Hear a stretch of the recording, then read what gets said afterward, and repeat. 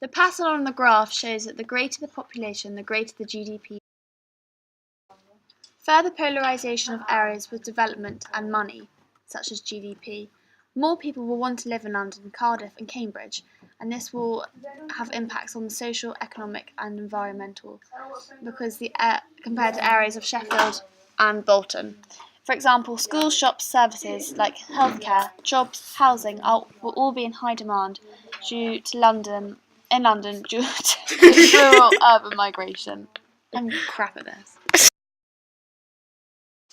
Brownfield sites, greyfield sites. An integrated transport system refers to a multimodal transport system where different modes of transport are efficiently linked with each other. BedZ is based in Croydon in Greater London and it's the largest carbon neutral eco-committee in the UK. It was built on reclaimed land and focuses on social and environmental sustainability while promoting energy conservation.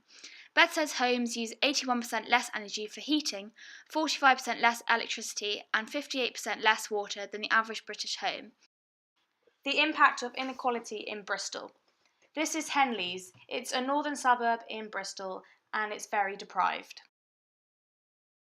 This is Southmead, another northern suburb in Bristol.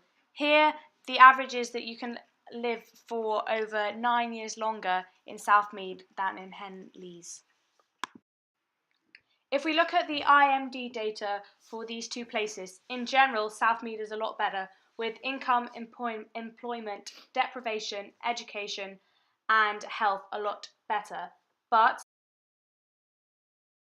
the UK are back to 1936, which was the last recorded unequal time. The rich are getting richer. The combined wealth of the 1,000 richest people in the UK was £519 billion, a 55% rise in 4 years. We could also add more social housing, but unfortunately this hasn't worked as it has segregated people to the fringe and others into high-rise blocks in the inner city.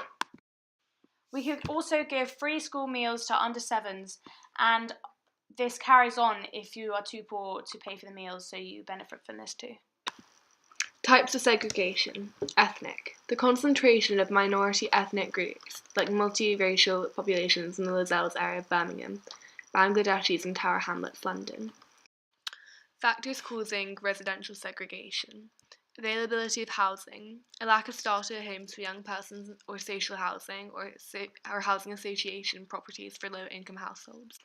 Marginalisation of workers, especially in manufacturing due to deindustrialisation and competition with both the more educated and other ethnic groups. The Internet of Things is the interconnection via the Internet of computing devices embedded in everyday objects, e.g. smart meters. The government really likes this because it means we use less energy, making it cheaper for the country. Who benefits from Uber? Drivers, businessmen and businesswomen. Tonnes and Brixton Pound. Who benefits from this? Local companies and shops and local people. Not all of these new people are highly qualified, but many existing residents in some areas are not. London therefore needs 42,000 new homes a year for a decade, as 12% of Londoners live in overcrowded conditions, not only for the increasing workforce, but because households are increasing in size, from 2.35 in 2001 to 2.47 in 2011.